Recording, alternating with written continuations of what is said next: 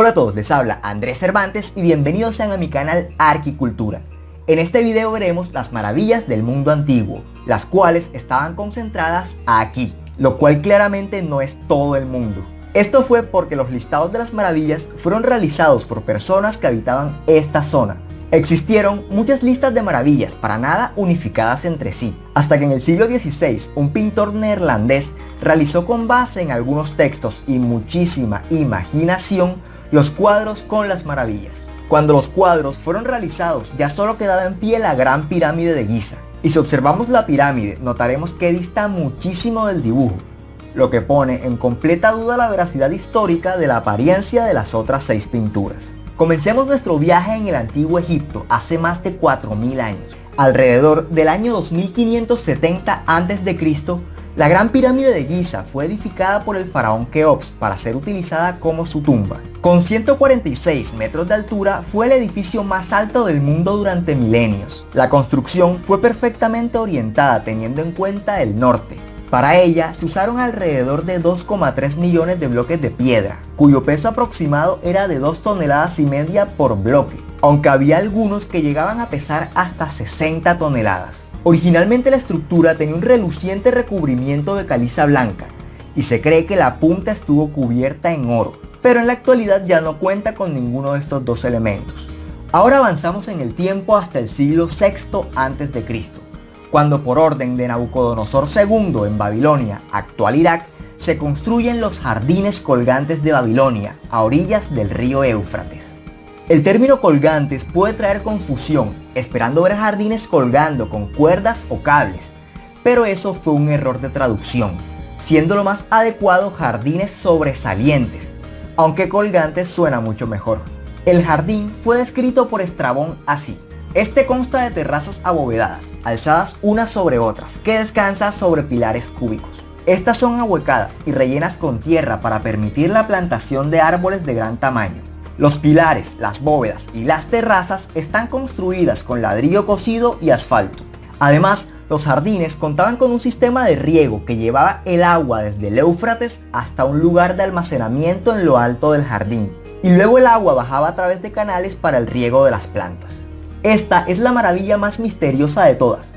Muchos textos babilónicos no los mencionan, incluso varias listas de las maravillas no los incluyen, por lo que su sola existencia aún es materia de estudio.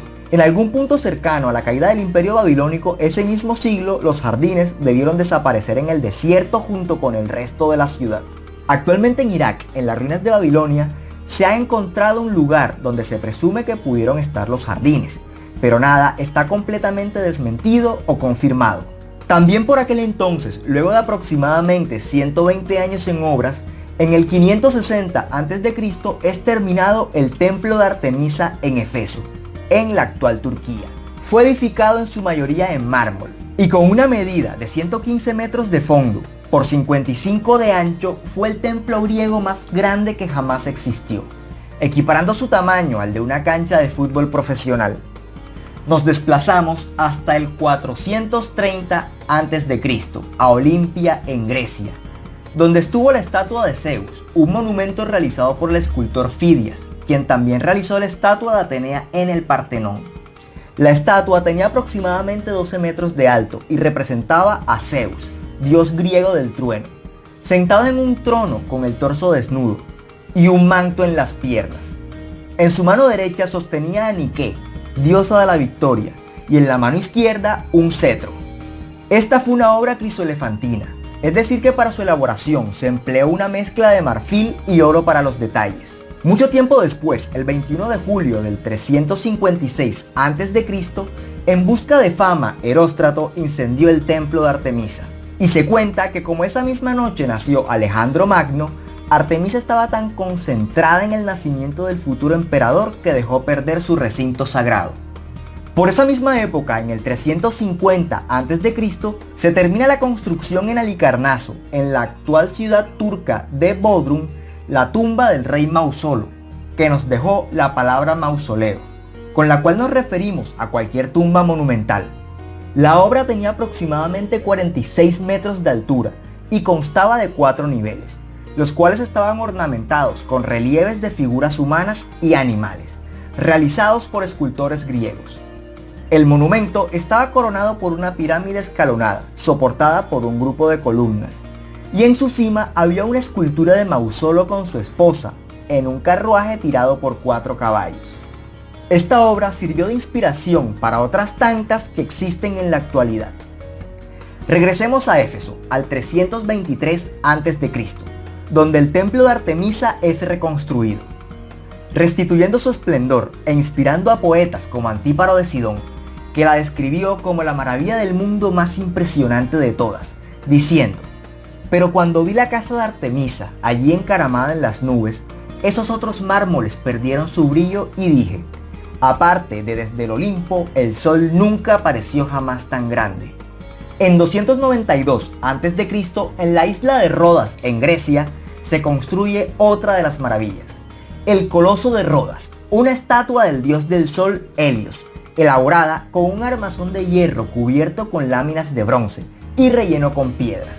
El monumento medía aproximadamente 40 metros de altura y representaba a Helios desde lo alto, vigilando el puerto de Rodas, y de su cabeza salían unos destellos elaborados en oro.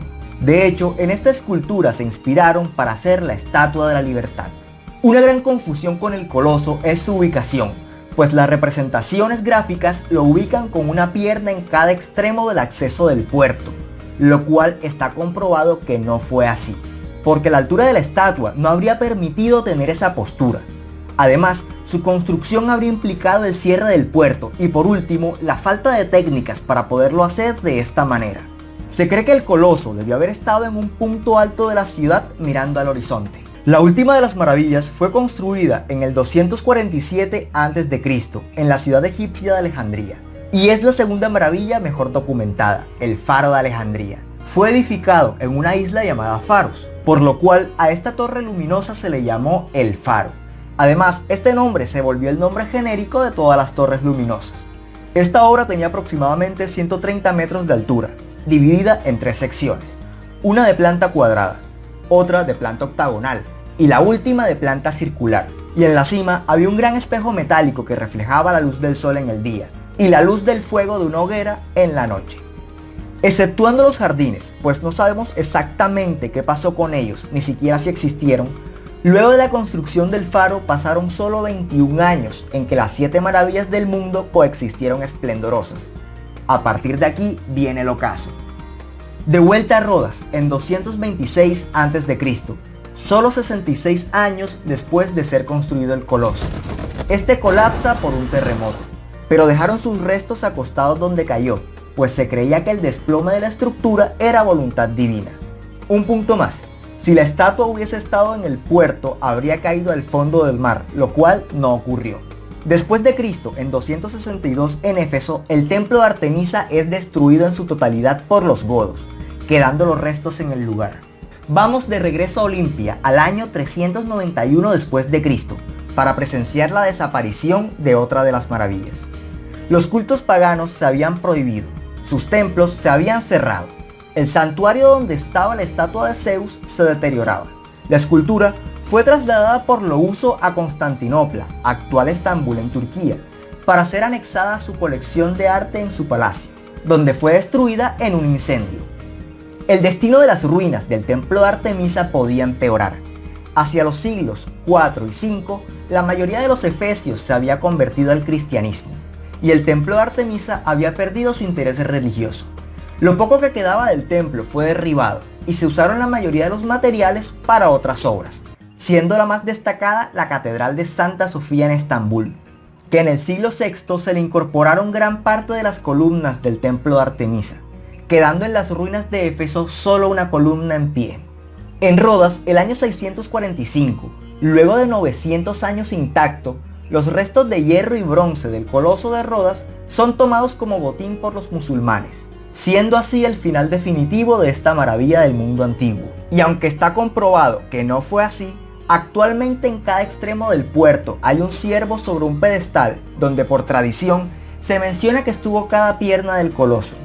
Volvemos ahora a nuestra mirada a Alejandría, en el siglo XIV.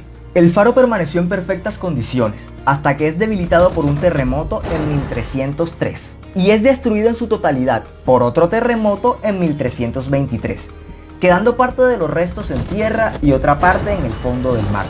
Halicarnaso, donde estaba el mausoleo, había sido invadida y saqueada varias veces en el pasado, pero el mausoleo lo soportó todo. Lo que finalmente destruye la tumba fue un terremoto en 1404, quedando completamente en ruinas.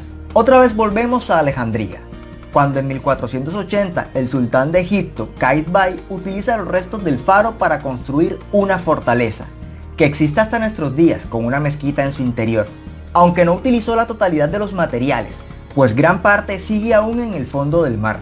La última maravilla en ser borrada del mapa completamente es el mausoleo. En 1522 los caballeros de San Juan utilizaron sus restos para la reparación del castillo de San Pedro de Halicarnaso. Mientras retiraban los escombros se descubrieron las salas funerarias, pero en el proceso las tumbas fueron saqueadas por ladrones. En la actualidad lo poco que queda de las ruinas es un lugar turístico, y parte de los relieves y los caballos de la cima del monumento se conservan en el Museo Británico. Por último, en 2007 se realiza el concurso para elegir las 7 maravillas del mundo moderno, y la Gran Pirámide de Giza fue incluida como candidata, lo cual no fue bien recibido por el gobierno egipcio, pues la pirámide ya poseía el título de maravilla del mundo hace mucho tiempo, por lo que se le retiró del concurso y automáticamente recibió el título de maravilla honoraria, estando por encima de las otras 7. No por nada un proverbio árabe dice: el hombre teme al tiempo, pero el tiempo teme a las pirámides. Y bueno, esto ha sido todo por hoy. Si te gustó, no te olvides de darle like y compartir con tus amigos.